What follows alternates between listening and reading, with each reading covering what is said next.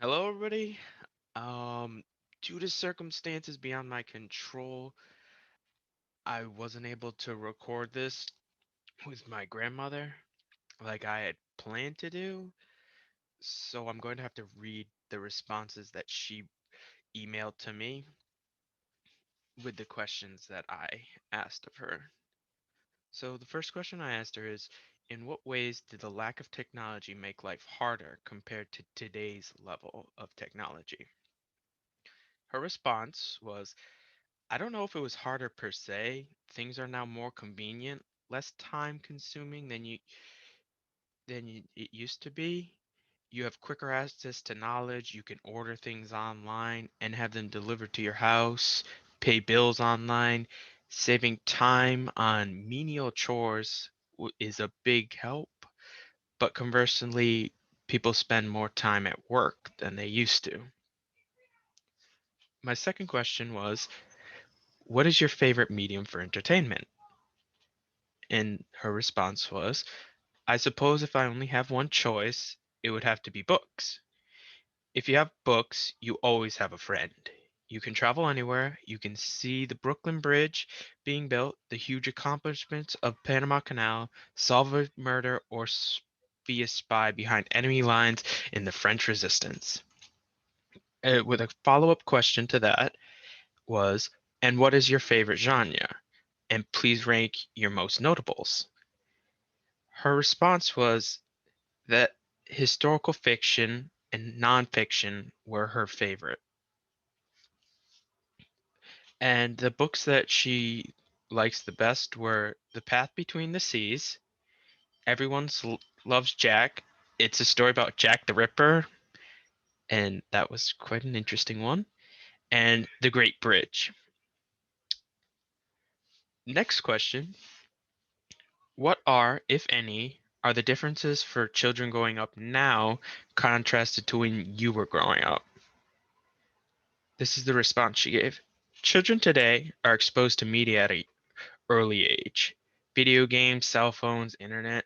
So the imagination isn't fully developed like she had in her day. Entertainment is provided by a screen instead of children using imagination or going outside and playing pretend. Basically, today's LARPing, of what we call it.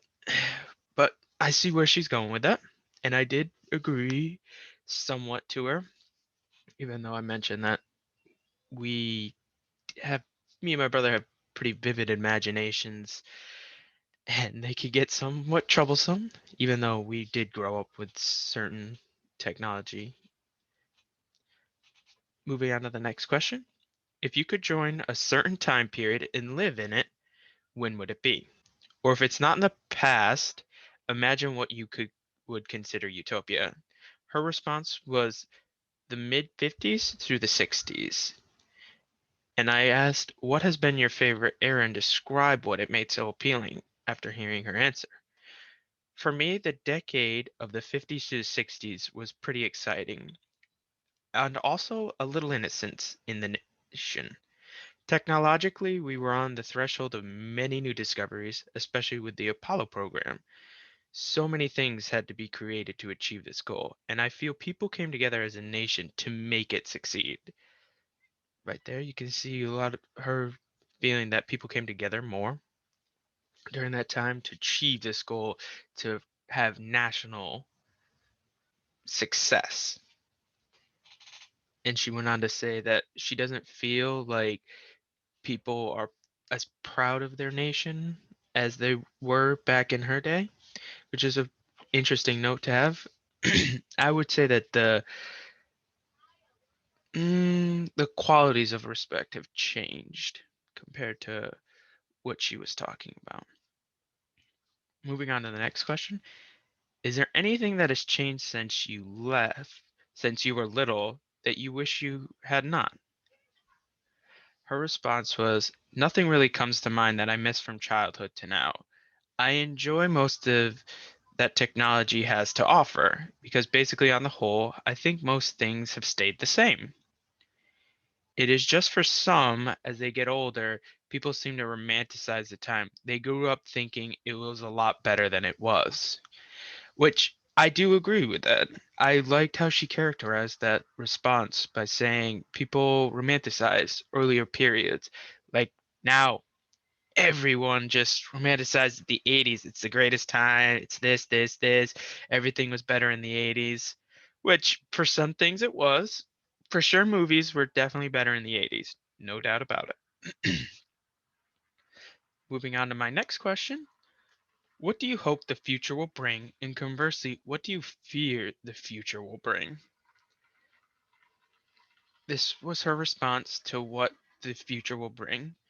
I hope the future will bring the realization that we are all one on this planet Earth, all working towards the same thing, peace and to live in harmony. Men and women should be working together as equals and realize that each brings their own strengths to create a balance. If we follow Mother Nature, everything is in balance. Her the second part of the question, what does she fear the future will bring? I fear that the future will bring a widening of the wealth gap and that a majority of the population will live in squalor with little to no health care, shelter, clean water, or food. And to take a step further, they will create an off world utopia. It is interesting because she does share some of the insights that me and my brother have been saying for a while now, and since we've been talking with her and other people. We do have some fears of the future, but we do have a me and my brother do believe in a brighter future and that we can achieve greater things. And my last question, what has been life's greatest lesson that you would pass on to others? Do not let life pass you by. Do not let today's dreams become tomorrow's regrets. The world is a big place. Take the time to learn outside your comfort zone, understanding different worldviews. Do not be quick to dismiss. From and I gotta say, this interview was very interesting. I had to make a lot of changes. I had to do things way differently than I normally would have. This wasn't really my first choice for this method, and I would have liked to have been able to see her in person, but with COVID and her being exposed to someone that had COVID, it just wasn't viable. So I was left to do just this. But I think I got some good answers out of her and really a new perspective on everything that the way she thinks. Some of these things some of these questions I wasn't really sure how she would answer, and I thought it was a good time. She seemed to enjoy the questions. She liked some of the questions. Some of the questions I did ask her, she were just she didn't want to answer them. So I was like, you don't need to answer whatever questions you don't want to answer. And this is the end of my interview.